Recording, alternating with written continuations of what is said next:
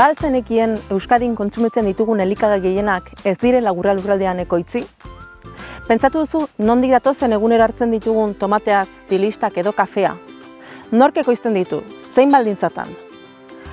Jaten dugunaren atzean hainbat historia daude, eta gaur Beizama bisitatuko dugu horietako batzuk ezagutzeko. Goazen! Gaurko bisita Beizamako aterpetxean hasten da. Gizarte zuzen eta iraunkorragoaren aldeko esperientziak eskaintzen dituen ingurumen zentroa ere badena. Kaixo, Leire! Kaixo, Ainhoa! Ongi etorri Beizamako aterpetxe turistikora. Eskerrik asko. Aizu, honetaz gehiago kontatuko diazu, baina jungo gara itzalpera. Zoragarri, guazen. Guazen. Leire, zu eta Inigok Beizamako aterpetxea kudeatzen dezue, baina hau aterpetxea baino zerbait gehiago da. Zertan datza egiten dezuen lana? Bai, Beizamako aterpetxeak alojamentu zerbitzua eskaintzeaz gain esperientziak ditugu. Bai, esperientzia hauetan Beizamako herriak elikagaiak ekoizteko duen gaitasuna erakusten dugu. Alde batetik, gurera datozen bisitariek jokabide zuzenago eta iraunkorragoak bilatzen motibatzeko, eta bestetik gure herriko komunitatea indartzen laguntzen dutelako. Lan guzti hau ez duzu zuek bakarrik egiten, Beizaman dauden bizilagun eta baserritarrekin batera egiten dezue. Bai. Zergatik eta zeintzuekin lan egiten dezue, ze ekimenekin? Beizamako aterpetxetik bilatzea nahi duguna da pixkat gizarte iraunkorrago baten alde lan egin, ez? Eta gizartean mugimendu horiek eragiteko iruditzen zaigu oso bide eraginkorra dela baserritarrekin hartu eman zuzena ematea.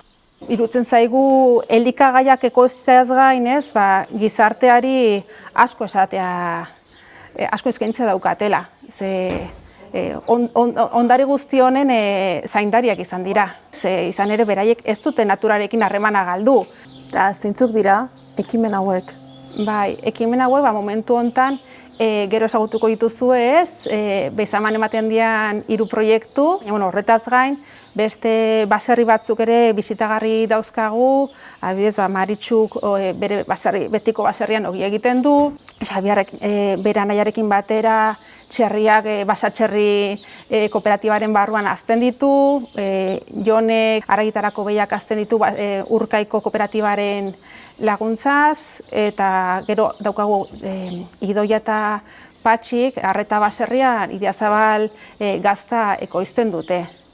Leire, eta nolakoa da aipatu dituzun ekimen eta baserritarrauen arteko harremana?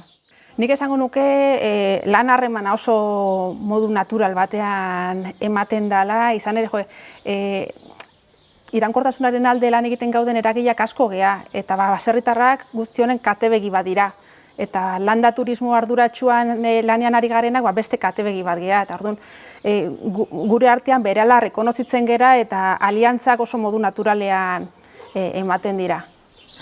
Leire, mi esker eta orain jungo naiz ekimen hauek gertutik ezagutzera. Zoragarri, disfrutatu Ainhoa. Venga, agur. Agur.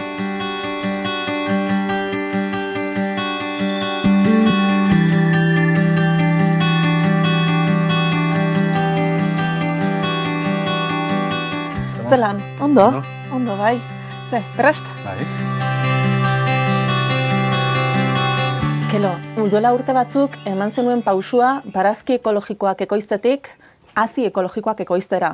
Eta gainera, ez zara bakarri izan, Aleka elkartean 10 baserri daude zurekin batera erronka honetan. Zer bultzatu zaituzte pausua ematera aldaketa hau egitera? Hazi merkatua erabat monopolizatuta dago 3 multinazionalen eskutan, eta guk uste dugu haziak oso garrantzitsuak dira multinazionalen eskuetan usteko. Mendetan zehar, nekazariok egin dugu haziak ugaldu gure aktibitaterako, batez ere emakumeak, eta azken hamarkadatan galdu dugu bai eskubidea gure haziak ekoizteko, galdu dugu ere gure ondare genetikoa, ekoizten zian barietateak, eta galdu dugu jakinturia, eta gu nahi dugu haziengakoa mahai gainean jarri. Ezin dugula elikadura burujabetza hitz egin hazien garrantzia eman gabe, ez? Bere garaian aldatu nun baserrin bidea eta zen nintzen bideratzen bakarrik hasian ekoizpena. Bide hartan, gonbidapena egin nun, Biolurre elkartetik, beste baratze zainak alekari batu eta denon arten proiektu hau sortu. Hain ni naiz ekoizle nagusia, baina daude beste 10 baserrik nun ekoizten ari dira beste barietatek. Eta alekan bidez zaindu hasi hori, garbitu, ontziratu, analizik egin, komerzializatzeko. Nolakoak dira ekoizten dituzuen haziak? Zer ezberdintzen ditu multinazionalek saltzen dituztenetatik? Bueno, multinazionalak egiten dutena munduko nekazaria estandarizatu, ez? Guk nahi duguna da bioaniztasuna bultzatu. Eta gure haziak egokitzen dira urtez gure lurra eta gure klimatologia eta hori dana.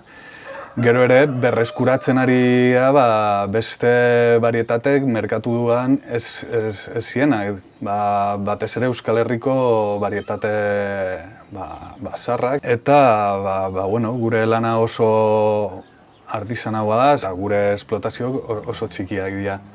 Argi dago zuen proiektua oso garrantzitsua dela, baina zergatik ez dago Euskal Herrian zuena bezalako beste proiekturik? Hemen dakagu arazo bat, normatiba multinazionalen alde dago. Guretzako normatiba kriston oztopo da, oso oztopo handia. Zeren bakarrik ikusten du ekoizpen industriala modun egiteko hasian ugalketa. Bueno, mi esker, eta jungo gara igual orain bueltatxo batean batera, erakutsiko diazu. Keloren eskutik, hazien ekoizpenaren prozesua ezagutuko dugu, baratzetik hasita. Bertan barazkiak loratzen utzi behar dituzte. Ikusi alduzue inoiz horrelako azelgarik? Ondoren, landareak barrura ekartzen dira, erabat lehortu daitezen, eta segidan, haziak eskuz garbitu behar dira. Hemen, landare arrastoak zein puskatuta edo gaixorik dauden haziak kentzen dituzte. Haize makinak hazi txikiak garbitzeko balio du. Erabat lehor eta garbi, haziak kontserbazio kamaran gordetzen dira, hezetasuna eta temperatura egonkor mantenduz. Bitartean, laborategian germinazio frogak egiten dituzte. Hauek, hazien kalitatea bermatuko dute. Orain bai, dena prest dago haziak ontziratu eta merkaturatzeko. Aginondo baserriaren txandada. Baserrian, ogi eta gozo ekologikoak egiten dituzte, antzinako errotarri batean. Zer dago ogi egin berriaren usai horren atzean? Ongietorri Aginondora. Baitu Ainoa, ogia ja prest dakat probatzeko, ja, torri zela, probatuko deu. Zer lujo? Tori, hau garia da, integrala, tori. Bai, estatu bat. Nik ere bai, a ber, zerbitze zaizun. Itxaso, oso gozoa dago, Bai, mamia, bizila da. Kontatuko diazu pixka apur bat gehiago? Bai, bazen, hor kontatuko dizut. Itxaso, zure ogiek itxura ederra dute eta zapore are hobea. Ze alde dago zure ogien eta supermerkatuan topatu ditzakegunon artean? Ogi artisau bat dela eta kalitatezko ogi bat, ezta? Eta hau, hola adierazten dut, ze guk saiatzen geha baserritarrekin elkarlanean lehengai honak lortzen, konfiantzazko tratu badakagu, ja hasieratik badakigu ze gari ekarriko den, Biolurreko taldean nago. Eta bera arduratzen da, lehengaiak lortzen, bertakoak, Arabakoa, Nafarrokoa. Eta gehien bat hor gaude zentratuta, lehengai ekologikoak lortzen, gero gu ja behin lehengaia lortu ondoren, bakoitzak etxean daukagu errota gehien txuenok. Orduan ja horrazten geha, ja lehengaia irina egiten, eta gero sartuko gineke amaoreakin. Eta orduan amaore hori irina eta ura erabiliz, juten geha fermento horiek handitzen. Eta hori izango litzateke gero basea. Basea masa egiteko orduan. Eta gero izango litzateke prozedura. Prozedura dakau artizaua. makina erabiltzen dugu amasatzeko, baina gero ja boleatu, pixatu, laberatu dana eskusiten dugu. Labea ere artizauerakoa da, egura erabiltzen dugu erregai bezala. Eta beste indar bat ematen dio gure ogiai. Eta prozesu horrek, artizauak izatea eta prozesu luze horrek ere, gero azkenean ogian kalitatean antzeman egiten da. Ez? Kalitatezko produktua egiten dugu. Itxaso, ogiak hemen egiten dituzu beraz, baina gero merkaturatu, non merkaturatzen dituzu? Bueno, gehien bat merkaturatzen dut asokan, nago, zentratuta. Eta ne gustatzen zait asokan egotia, ze azkenean ni naiz ogia egiten duna, eta ni naiz saltzen duna, eta orduan kontsumitzaileekin dakat zuzeneko harreman bat, eta behaiek ere bai nerekin, orduan baloratzen dute produktua. Hortik aparte ere, bezeroare ja kultura batekin dator. Badao, astero etortzen den jendia, nasan, ez du kale egiten. Kultura hori badao, baina nik hor ikusten dut pixkat, koska pixkat ikusten dut generazio berrietara. Eta nik hori nahiko nuke berreskuratu, ze azkenean nire gaztia naiz da ni nahi dut ere jende gaztiak ere kontsumitzea, nire produktua eta baratzako produktua ere. Eta guk kontsumitzaile gaztea pila bat animatzen dilegu. Etortzeko eta... Hau, azaldu didazun guzti hau, zure ogibidea baino, esan dezakegu zure bizibidea dela. Ez da, nola egin zenuen auto hau? Bueno, lehenbiziko autoa izan zen, honea etortzea bizitzea, ez? Gero hemen, ogibide bat sortzea, eta gero gure familia sortzea. Ez? Azkenean gu hemen bizigea, baina esparru asko beteta ditugu. Da pak bat bezena, no? Bizimolde bat. Bizimolde bat, non esparru guztiak sartzen dira, eta bueno, hor, puzle hona ite dugu. Gauzak ondo hasi eta amaitzeko, Urkizarren amaituko dugu eguna. Nekazaritza organikoan eta mikromahasti kontzeptuan oinarriturik, txakolin ekologikoa ekoitzi eta saltzen dute. Aho zapore eta aroma freskoa duela diote, daztatzeko irrikitan gaude. Luisja, duela 12 urte hiriko bizimodua utzi zenuen herri txiki batera etortzeko, baserri bat bereskuratzeko eta mendi nekazaritza proiektu bat martxan jartzeko. Zergatik?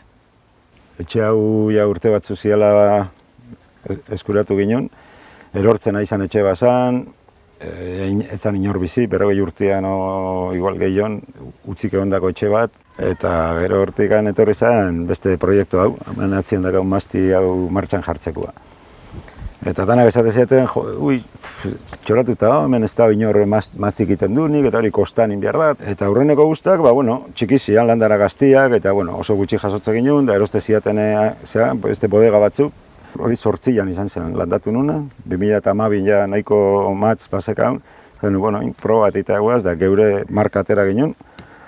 Eta Urkizar bezala, etxian izena bezala, merkaturatu ginen. Eta 2012ko guzta horrekin, nipe esaten jode, derra baldin bada, zein dezaket, sartu nintzen ordenagailuan, restaurante Arzak, inor ezagutu gabe.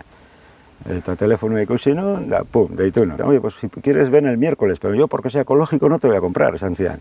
No, si es para que me evalúes, yo, para saber un poco en qué nivel puedo estar. Eta junitzen, eta maitxo baten, barrika batean beren bodegan flipau ginen, Arzaken sekula egon benean.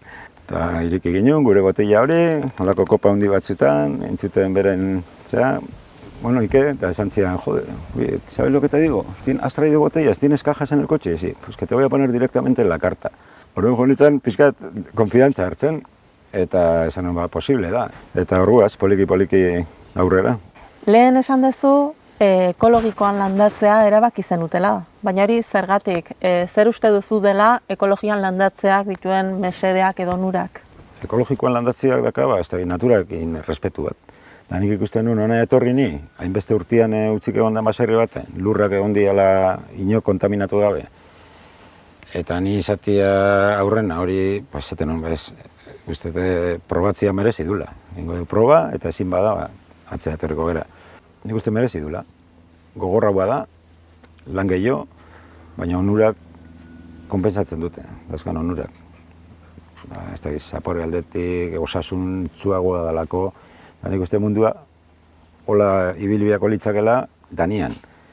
Osea, bai industrian, bai agrikultura, danian. Zurea bezalako mendi nekazaritza proiektu batek zer ematen dio Beizama bezalako herri bati? Zer mesede ekartzen du?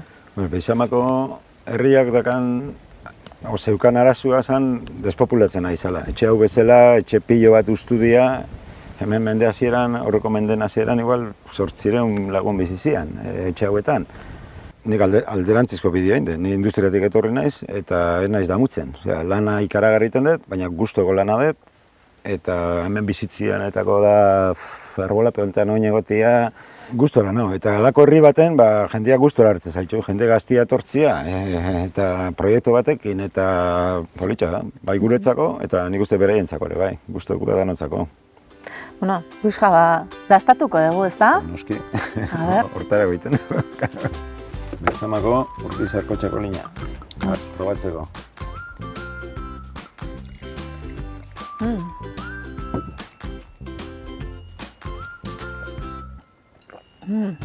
Errago, nabaritzen da jartzen dezuen lan guztia. Luisja, mil esker, beste bat arte eta topa. Topa, eskerrik asko zuei. Aleka, Aginondo eta Urkizar. Gaurkoan, 3 ekoizle hauen istorioak ezagutu eta dastatu ditugu. Baina Beizamatik kanpo, gure herri eta landa eremuetan, hauek bezalako ekimen ugari topatu ditzakegu. Gure esku dago agroekologian eta bidezko harremanetan oinarritzen den elikadura eredu hau babestea. Gure banakako kontsumaren bitartez, zein elkarteetan antolatuz.